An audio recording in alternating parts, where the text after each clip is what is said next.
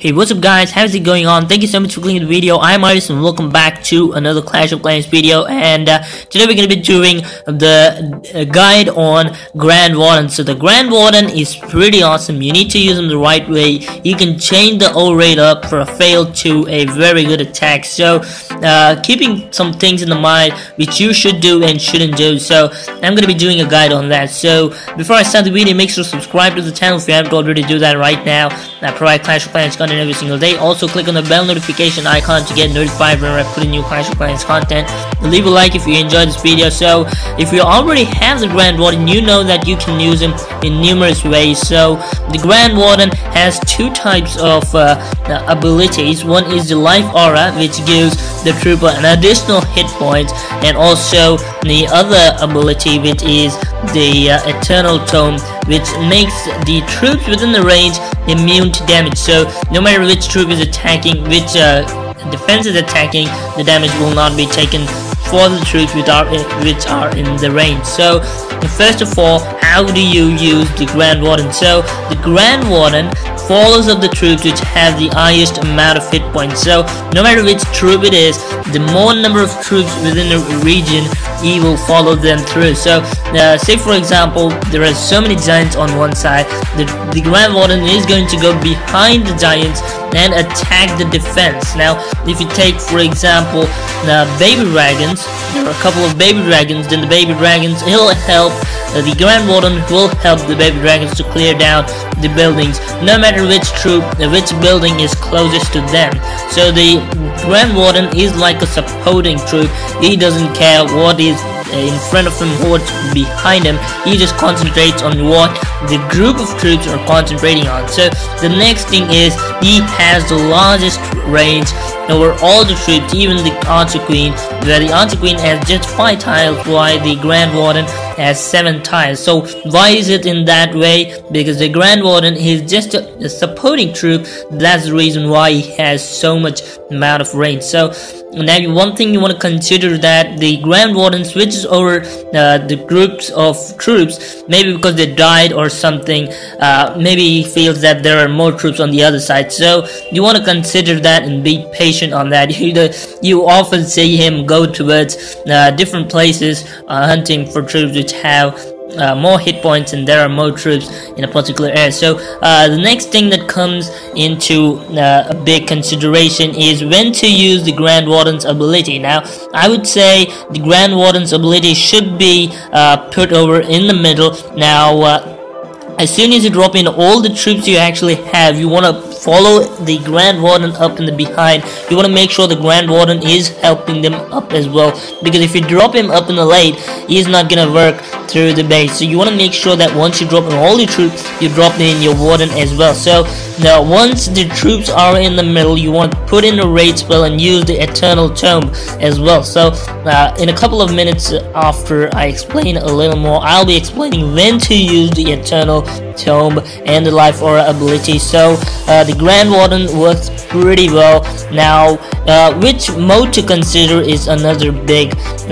question here. So whether it's air or ground, you want to use it wisely. Now many people use for example bowler attack, and then they use the Grand Warden or air mode. So that's completely a fail, because you don't want that to happen, because the air defense is going to attack through the Grand Warden while the bowlers are dealing on other defenses. So that's completely not going to work. So you want to make sure that the Grand Warden is in the same mode where majority of your troops are working on. So if you have a air attack, you don't want to keep the Grand Warden or ground, because the air troops are gonna go for the defenses or the buildings, while the defenses like cannon, mortar and all will be attacking the Grand Warden, and you'll definitely die much sooner than that of your other type troop. Now let's take for example, if you're doing a minor attack and you set the Grand Warden to air, now the miners are gonna deal through all the buildings they see,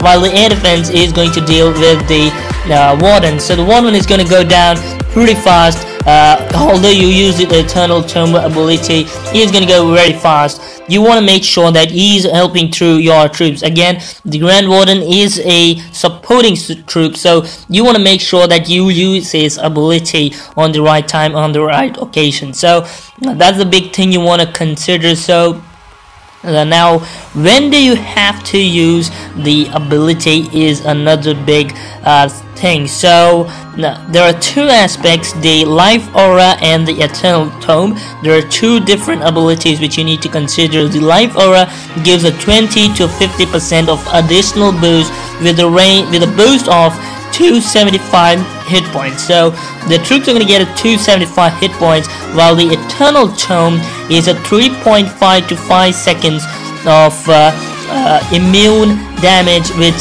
for example, if the troops within his range, if you use the Eternal Tomb, the troops within the range will be having a the immunity over the buildings. That, for example, if the Inferno Tower is attacking the troops, then they'll no longer die. It's nothing but a heal spell, kind of like a heal spell, or they're invincible to damage. So that's exactly what I want to say.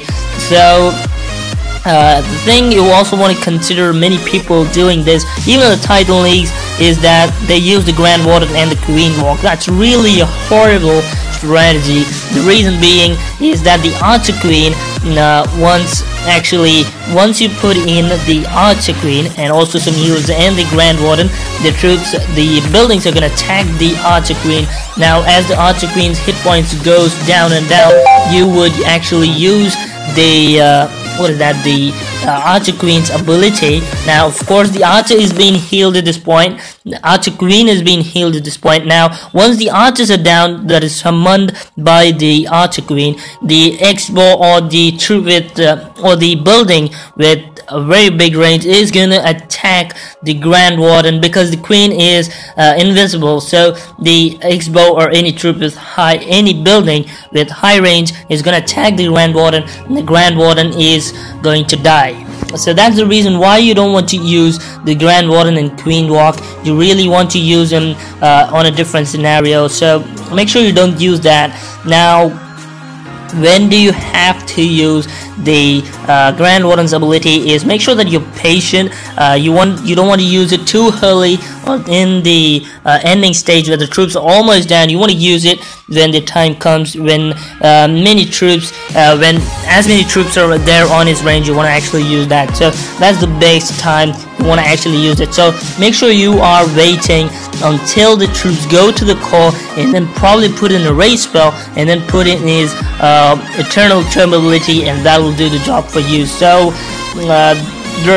you want to also make sure that as many troops as possible are being covered by his range, and make sure that you're not just taking off of the troops that he actually dropped. Instead, make sure you concentrate on the highest number of troops, so that it works out very well. So also, you want to make sure that you put it in the middle, because the Inferno and the Inferno Tower, the Eagle Artillery, and Eden Teslas are usually placed in the middle, because they're the big threats. You want to use it on that occasion. So it's really hard for you to actually know when to actually use the Warden's ability. As you see replays, and as you use him quite often, you'll actually know when to use him. It's really quite easy for me, because I've been using him for so many days, so many months, that I've actually known how to deal with him. So that's how the Warden actually works. He is a supporting troop. You want to make sure that you keep in on the mode which he is, which the other troops you're taking in is in, and also he has the largest tiles, the largest range. So that's actually a big advantage for you. So make sure you use the Warden's ability when he is in the middle and helping out the other troops. That's really gonna help. So make sure you don't use him with Queen Walk strategy. It will definitely go for a flop. So it's not definitely gonna go for a flop, but most of the cases, out of 9 out of 10 cases, you'll actually see it going for a flop. So thank you so much for watching. If you did enjoy, make sure to leave a like. Also subscribe to the channel if you haven't already. Do that right now. I'm Ayrus, and I'll be seeing you the next time. Until then, goodbye.